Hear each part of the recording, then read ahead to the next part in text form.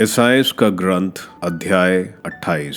समरिया का पतन। इफ्राइम के शराबियों के गर्वीले मुकुट को धिक्कार और उनके अलंकृत वस्त्रों के मुरझाए हुए फूलों को। तुम उस उपजाऊ घाटी के शिखर पर मदिरा से मत होकर लड़खड़ाते हो। देखो, प्रभु का एक बलशाली शूरवीर आ रहा है। वह ओलों की वर्षा, विनाशक तूफान, प्रलय ले आने वाली आंधी, सब कुछ बलपूर्वक भूमि पर पटकेगा। इफ्राइम के शराबियों का गर्वीला मुकुट भूमि पर रौंदा जाएगा। उपजाऊ घाटी के शिखर पर उनके अलंकृत वस्त्रों के मुरझाए हुए फूलों के साथ ऐसा ही होगा, जैसा समय से पहले पके अंगूर के साथ होता है। जो उसे देखता है वह उसे तोड़कर खा जाता है। उस दिन सर्वशक्तिमान प्रभु अपनी अवशिष्ट प्रजा के लिए एक महिमामय किरीट और सुंदर माला होगा।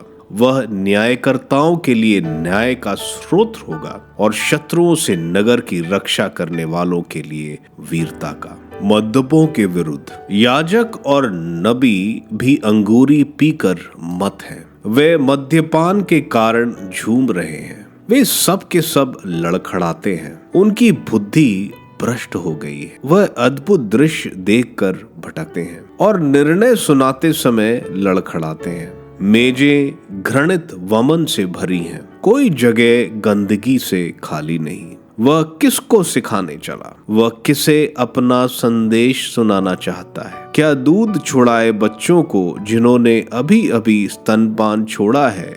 क्योंकि वह कहता है, आदेश पर आदेश, आदेश पर आदेश, नियम पर नियम, नियम पर नियम, इधर कुछ उधर कुछ।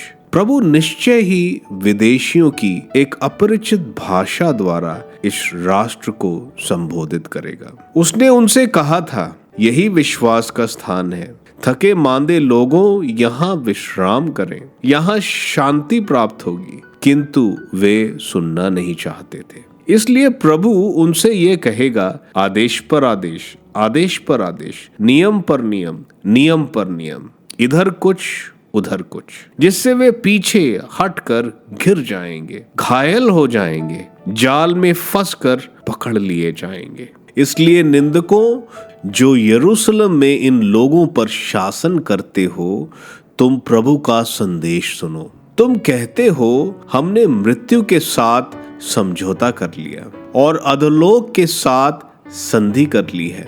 जब जब महाविपत्ति टूट पड़ेगी तो वह हम लोगों तक नहीं आ पाएगी, क्योंकि हमने झूठ को अपना आश्रय और कपट को अपना शरण स्थान बना लिया है। फिर भी प्रभु ईश्वर यह कहता है, देखो, मैं सियोन में सुदृढ़ नींव के रूप में कसौटी पर कसे हुए बहुमूल्य कोने का पत्थर रखता हूँ। जो इस पर भरोसा रखता है वह कभी निराश नहीं होगा। न्याय मेरा मापदंड होगा और सधर्म मेरा सहूल।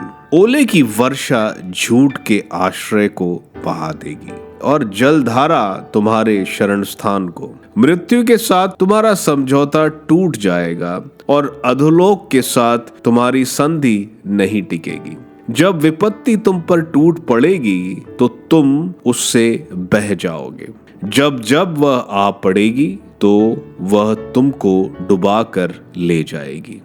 वह हर सुबह दिन रात आती रहेगी। जब लोग यह संदेश समझेंगे तो वे आतंक से भर जाएंगे। पलंग इतना लंबा नहीं होगा कि तुम पैर फैलाकर सो सको। चादर इतनी छोटी होगी कि वह तुम्हारा शरीर नहीं ढक सकेगी। प्रभु उठकर खड़ा हो जाएगा, जैसा कि उसने परासीम पर्वत पर किया था।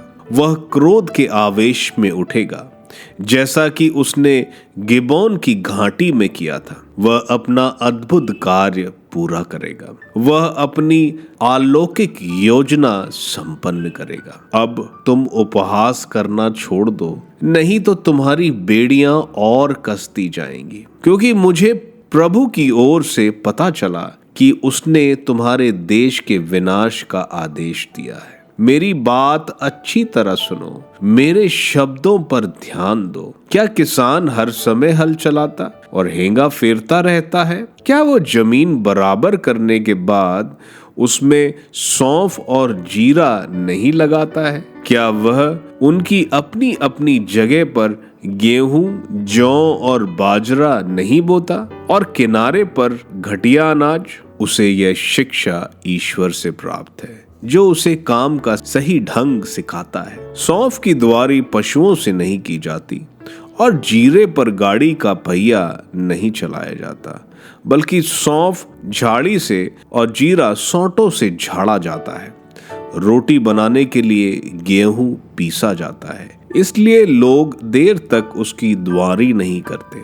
जो पशुओं से उसकी द्वारी करते हैं वह इसका ध्यान रखते हैं कि वह रौंदा नहीं जाए। अपूर्व परमार्शदाता और अत्यंत कार्यकुशल सर्वशक्तिमान प्रभु की प्रेरणा से किसान को यह शिक्षा प्राप्त है।